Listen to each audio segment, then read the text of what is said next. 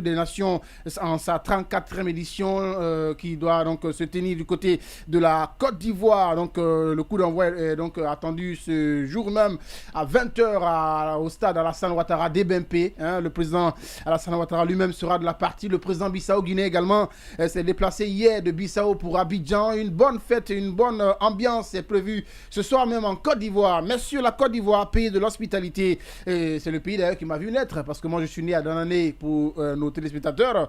C'est mon pays, mon deuxième pays de cœur. Et donc, ce pays sera-t-il véritablement à la hauteur? Les dispositions ont été prises préalablement. On voit les stades Korogo, San Pedro, Yamoussoukro, Abidjan, Bouaké, entre autres. Le dispositif sécurité, on parle de plus de 100 000 agents de force de sécurité qui vont être mobilisés tout le long de la CAN par les autorités ivoiriennes. Vous, ici à Conakry, sur ce plateau, comment vous observez cette organisation, en tout cas du point de vue organisationnel? Est-ce que vous pensez que ce serait une bonne fête comme les gens le disent? Est-ce que toutes les dispositions sont prises? Je vais avoir vos avis là-dessus. Je vais commencer par Kouria. Kouria, oui, la CAN c'est en Côte d'Ivoire. Quel est ton point de vue là-dessus? Est-ce que, au-delà de tout ce que tu vois sur Facebook, ce que tu entends, tu vois sur les infos, est-ce que tu penses que oui, la Côte d'Ivoire pourra-t-elle être véritablement à la hauteur jusqu'à la fin de cette fête, de cette messe continentale de football? Ok, merci. Bon, je ne pense pas que la Côte d'Ivoire serait à la hauteur. Ah bon? Oui. Pourquoi? Parce que comparativement aux pays dont la CAN a été beaucoup organisée là, les pays là et la Côte d'Ivoire, comparativement, je pense que c'est pas la même chose. Il y a beaucoup de différences. Est-ce que les terrains là, les gazons là, est-ce que les Guinéens, est-ce que les joueurs de fête peuvent se recréer là-bas? Est-ce qu'il n'y aurait pas quelque chose de mal là-bas? Et puis les hôtels, est-ce que les hôtels sont bien construits? Ouais.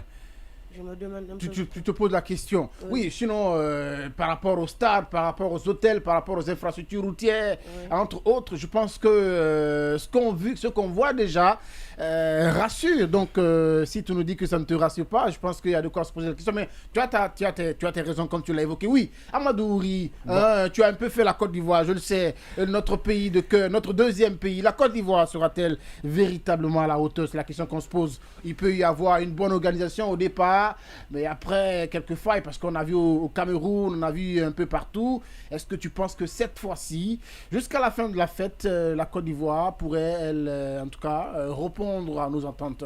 Bien Parce sûr. que la Côte d'Ivoire est sous les feux de tous les projecteurs, en tout cas. Oui, mais la Côte d'Ivoire, c'est pas sa première fois. D'accord, oui.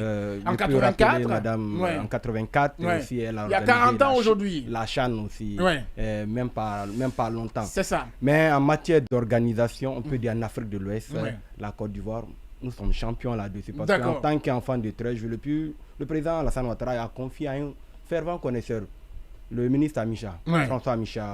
Il n'y a pas que lui, il y a Yassine Diallo qui est là, le président de la FIF, et le président de la COCAN également. Pourquoi je m'appuie sur le ministre, le maire de Trèche, François Amicha. Il a fait ses preuves avant de revenir encore être président de la COCAN. Donc, on sait qu'en matière d'organisation, ils sont les meilleurs. Donc, on va vivre l'une des plus belles fête du football africain. Et aussi même la CAN, je vais parler de l'organisation de la CAN. Eux aussi, vraiment, ils seront fiers parce que même la FIFA aussi, va vraiment apprécier de ce que la Côte d'Ivoire va démontrer au monde entier. D'accord. Le président de la CAF, Motsepe, est déjà à Abidjan depuis maintenant 72 heures. Il a dit en conférence de presse que l'Afrique va vivre l'une de ses plus belles Coupes d'Afrique des Nations. La nomination de Robert Begré-Mambé, le Premier ministre ivoirien qui est également ministre des Sports, chargé du cadre de vie, n'est pas fortuit. Alassane Ouattara aura très bien réfléchi. Nous étions à la veille de cette CAN. Il a nommé ce ce technicien-là, qui était d'ailleurs l'un des organisateurs de la 8e édition des Jeux de la francophonie. Donc je pense que le président Alassane Ouattara a bien réfléchi, comme quoi d'ailleurs Begré Mambé était sur tous les fronts récemment pour s'assurer que tout est mis au point avant le démarrage de cette CAN. Est-ce que, encore une fois, je pose la question parce qu'il peut y avoir ton point de vue personnel, la Côte d'Ivoire sera-t-elle au rendez-vous, Mbemba? En tout cas, nous souhaitons qu'elle soit au rendez-vous. La Côte d'Ivoire, déjà, il faut reconnaître que, au passage, c'est un pays que je connais très bien. Moi-même, je suis né. Apparemment, dans ce studio, on connaît tous la Côte d'Ivoire. C'est un pays déjà qui avait des bases. Quand vous prenez du temps de Félix Houphouët-Boigny jusqu'aux années 2000, la Côte d'Ivoire était déjà sur une lancée. Donc, il y avait des infrastructures déjà de base qui existaient. Et aujourd'hui, le président Alassane Ouattara est venu depuis 2010. Il a mis les bouchées doubles pour cette compétition parce qu'il sait qu'il y va de l'image de la Côte d'Ivoire. Donc, en termes d'infrastructures, vous parlez des hôtels, vous parlez des routes, vous parlez des stades. Il en a fait beaucoup. Le stade des Bimpe dont on parle, c'était quasiment un banlieue dans la commune d'Anyama. Abidjan a reculé. Il a réussi à faire émerger de terre ce stade olympique là aujourd'hui qui répond à toutes les normes de standard international. Je pense que c'est extrêmement important. Au-delà de ça, on parle des autoroutes. Il y a la côtière qui quitte Abidjan jusqu'à San Pedro. La route qui faisait 10 heures pour un véhicule aujourd'hui, c'est à moins de 3 heures. Je pense que ça a été fait. Vous avez aussi Boaké qui a été vraiment fragilisé lors de la guerre en 2002. Qui va vivre cette CAN. Qui a été complètement reconstruit, cette ville qui abrite aujourd'hui l'un des plus grands marchés de l'Afrique de l'Ouest. Vous avez les infrastructures aéroportuaires, les vols interne, pour ne pas dire à l'intérieur du pays, entre Abidjan et Yamoussoukro. Exactement, Air Côte d'Ivoire qui s'assure que la navette San Pedro, se passe bien. C'est des liaisons qui sont en train de se faire. Donc nous estimons que pour ce que nous voyons, c'est vrai peut-être qu'il y a des réglages qui restent encore à faire, parce que nous avons vu tout récemment le Premier ministre Robert Begré Mambé se retrouver sur des chantiers qui sont quasiment inachevés. Donc ça aussi, il y a des petits réglages à faire. Il y a des petits réglages à faire. Bien. Mais elle sera une CAN d'autant plus importante que parce que la Côte d'Ivoire est un pays d'ambiance. C'est des gens qui aiment la fête. C'est des gens qui aiment se faire voir. Et je pense que d'ailleurs, depuis hier, je te rappelle que depuis hier à 1h du matin, aux alentours du stade EBMP, pour ceux qui ne savent pas, en tout cas, puisque nous avons des parents là-bas, aux alentours du stade depuis minuit déjà, il y a de l'ambiance partout. Voilà, parce que on apprend d'ailleurs que le stade est sold out, c'est guichet fermé, il n'y a plus de place. Il n'y a pas que les moyens matériels, il y a aussi les humains qui sont là, qui viennent. Et la Côte d'Ivoire, c'est un pays facilement accessible par rapport au Ghana, dont les gens peuvent venir facilement. Les Burkinabés sont remplis là-bas, les Maliens, exactement. Donc ça veut dire quelque part, on risque d'avoir une grande CAN dans cette compétition. Une grande CAN pour toi ou pas, Ibrahim Aminata? Moi, je pense que ce serait une grande CAN dans la mesure où d'abord, l'espace CEDEAO, on a 12 équipes qualifiées. Là, il faut d'abord préciser cela. À partir du moment où on a 12 équipes dans la sous-région, je pense que tout cela pourrait même impacter, n'est-ce pas, positivement l'ambiance, parce que c'est facile de se déplacer dans ces 12 pays. Quand je dis, si vous regardez de la Gambie, en passant par la Guinée-Bissau, le Sénégal, la Guinée, la Côte d'Ivoire elle-même, le Mali, le Burkina, le Nigeria, le Ghana. Vous avez vu, il y a 12 pays de la sous-région, parmi les 24 équipes. Donc la moitié, n'est-ce pas, des équipes qualifiées sont de la sous-région. Ça, c'est un premier aspect qui pourrait encore davantage donner vraiment beaucoup d'ampleur et d'ambiance à cette CAN. Deuxièmement, les Ivoiriens, vous savez, vous l'avez dit, c'est des gens. C'est des champions.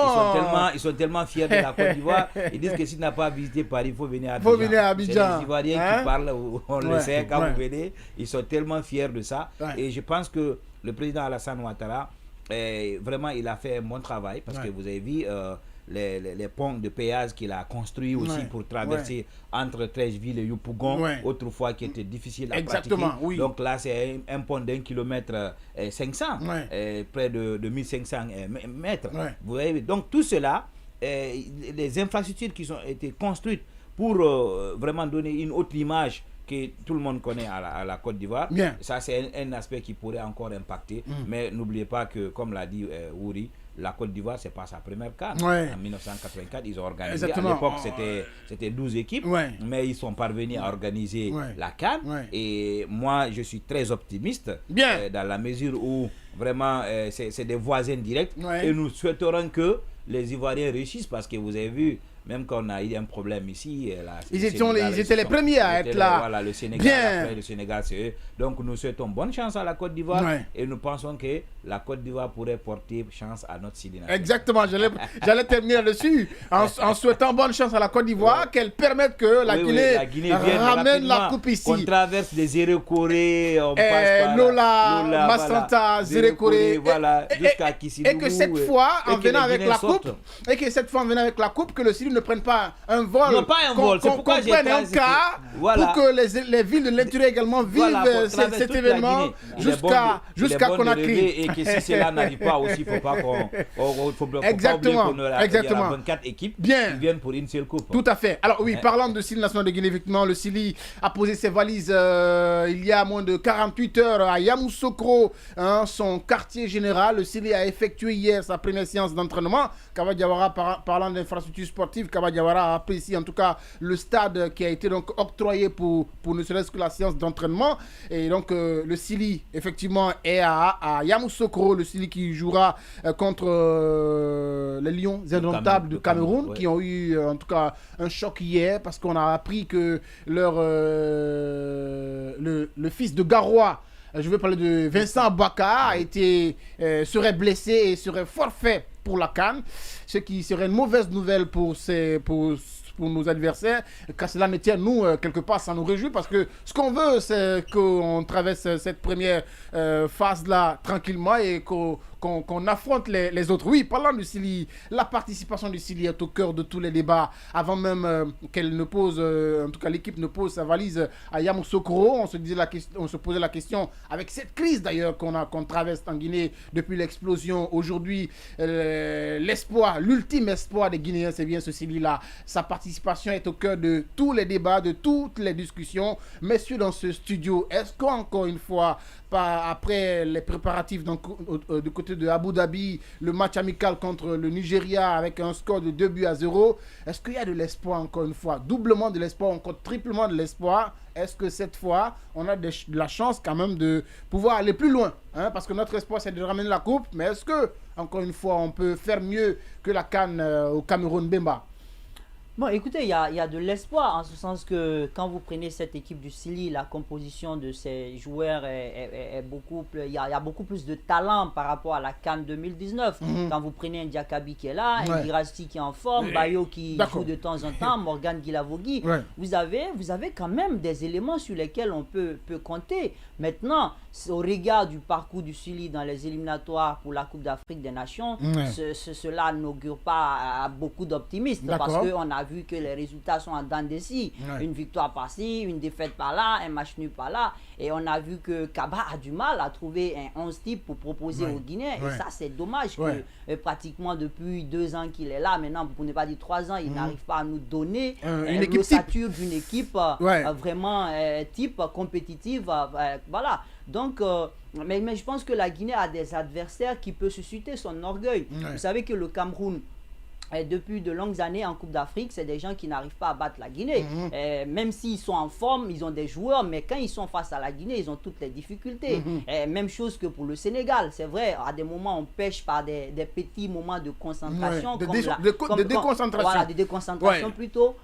Comme la Coupe d'Afrique en 2006. Moi, je me rappelle qu'on avait pratiquement dominé le Sénégal. Et à la dernière minute, on a pris dommage. des buts. Bien. Voilà, donc, je pense que la Guinée, s'il y a un tout petit peu d'orgueil vis-à-vis de ces joueurs que nous avons, on peut aller plus loin. On peut prétendre aller jusqu'en quart de finale et pourquoi pas en demi-finale. En demi-finale et en finale, et ramener la coupe. Oui, Ibrahim Aminata Diallo, la participation de Syrie de Guinée est au cœur de tous les débats. Est-ce que cette fois, avec la crise que nous traversons encore une fois, le Syrie pourrait en tout cas faire renaître de ses cendres et nous faire susciter de l'espoir, parce que tu l'as dit, l'orgueil en tout cas, quelqu'un a parlé d'orgueil, mais en tout cas ce patriotisme-là, est-ce que ça peut nous ramener encore une fois plus loin dans cette CAN? Je pense qu'au-delà même de la CAN, le Syrie national a une mission. Ils connaissent réellement la réalité du pays et ils savent ce qui se passe en Guinée. Aujourd'hui, ils ont la carte sur table pour pouvoir vraiment unir les Guinéens encore une fois et redonner l'espoir aux Guinéens à travers, n'est-ce pas, ce symbole qui est notre équipe nationale et amener les Guinéens, n'est-ce pas, à une disons, à une joie, parce que l'allégresse, ça fait très longtemps, la Guinée n'a pas vécu ça. Et nous le savons tous. Chaque fois qu'il y a des situations, l'espoir, c'est le Sili national.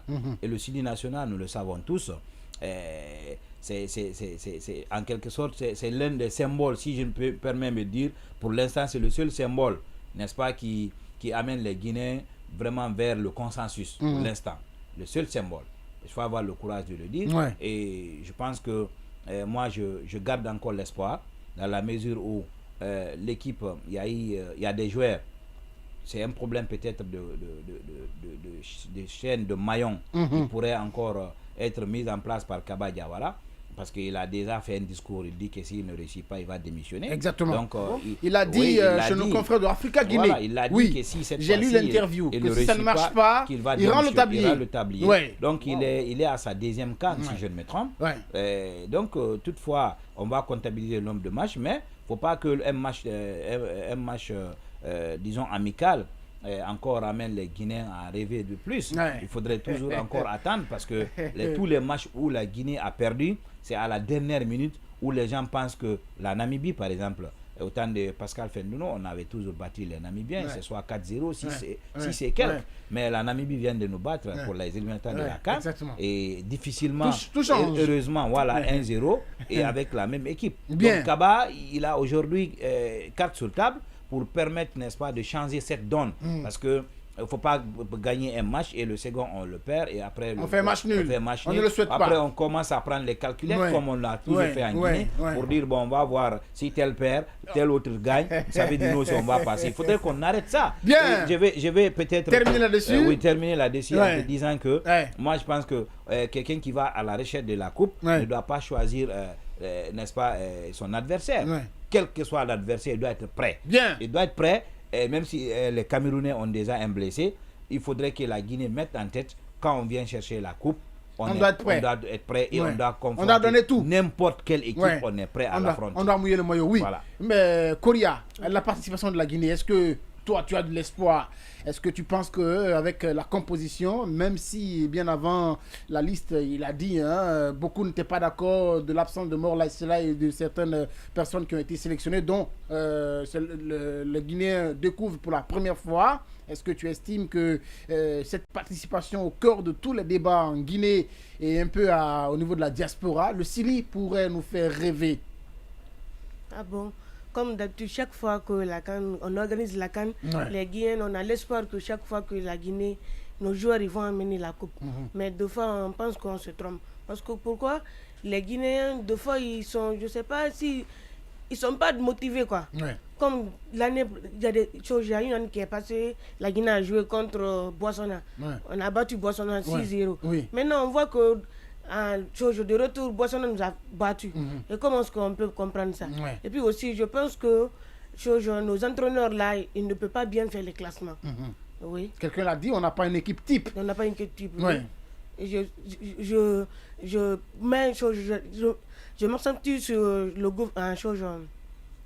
sur le sur l'entraîneur du moins pour qu'il fasse Kaba Diawara pour qu'il fasse cette fois-ci une meilleure équipe pour nous. Qui pourra amener la coupe. Oui. Espoir aussi pour toi ou pas? Il y a espoir, il y a espoir. Il y a espoir. Mais toi, ça m'étonnerait que tu parles, que tu dises autre chose. Il m'a regardé quand il dit c'est le symbole qui nous unit. C'est pas le Philippe seulement. C'est le seul symbole pour les amis. Non. D'abord. Mais attendez, qu'est-ce que le CNRD a à voir dans une histoire de participation du Sili national de Guinée qui, on se dit que de nous faire rêver, mon cher Amadou? On a la gestion. Non, mais pas du tout. D'abord, pourquoi je dis on a espoir? Regardez la remise du drapeau, le tricolore. Oui. Ça s'est passé au camp. Donc, pourquoi au camp? On se pose la question toujours. Pourquoi au camp? Le président voulait leur donner une mission. Comme un soldat qui s'en va au front. Est-ce que vous voyez? Mais c'est pas notre première participation quand même. Oui, mais on est à la remise. Pourquoi cette fois-ci? Oui, mais cette fois-ci, d'habitude, ils vont au palais. Oui, mais ça s'est passé au palais, les comités de soutien. Donc cette fois-ci-là, on les a remotivés. On dit allez-y, on les a requinqués. Allez-y, au front. Partez-vous là-bas, mouillez le maillot.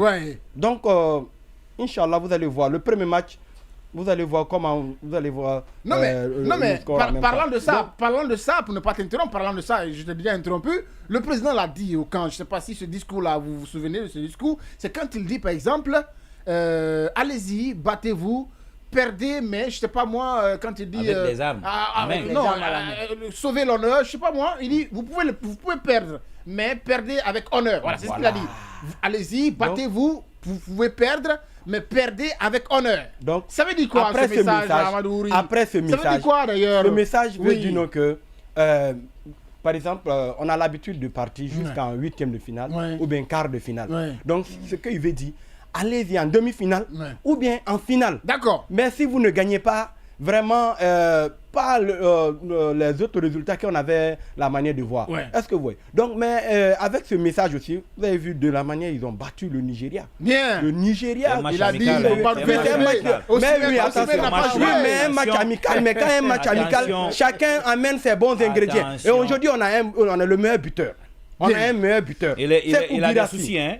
Bon, oui, mais on pense que d'ici... Il peut ne pas jouer le match contre le Cameroun. Non, exactement, c'est clair. Ils vont faire ce petit réglage. Ils vont faire ce petit réglage. Bien. Ils vont seulement... D'accord. On va pas encore le sacrifier, n'est-ce pas, parce qu'il a le temps. Il n'a que 27 ans. Donc, il faudrait encore qu'on fasse beaucoup attention pour ne pas qu'il soit comme Nabi. Mais c'est notre CR7. Et d'ailleurs, moi, je n'ai pas dit qu'il n'est pas en forme.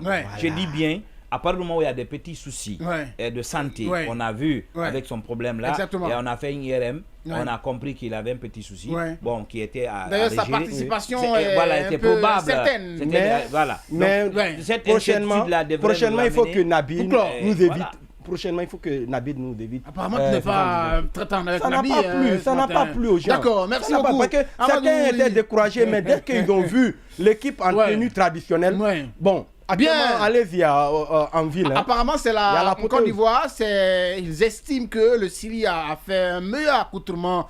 En tout cas, vous faites partie des équipes qui ont fait des meilleurs accoutrements. J'ai une question à poser à Ouri. Oui. Est-ce qu'il y a des fan zones que le CNRD a prévues pour cette Coupe d'Afrique? Quels sont les moyens qui ont été déployés pour permettre aux Guinéens comme autant d'Alpha Condé cette compétition? Parce qu'on sait qu'actuellement, le courant, c'est le problème dans les quartiers de alors qu'il fait, il n'y a pas de courant dans les quartiers. Est-ce qu'il y a des mesures qui ont été prises pour pouvoir satisfaire les Guinéens dans ce sens? Tout à l'heure, on aura la cérémonie d'ouverture à partir des 18h. Alors le courant, est-ce que...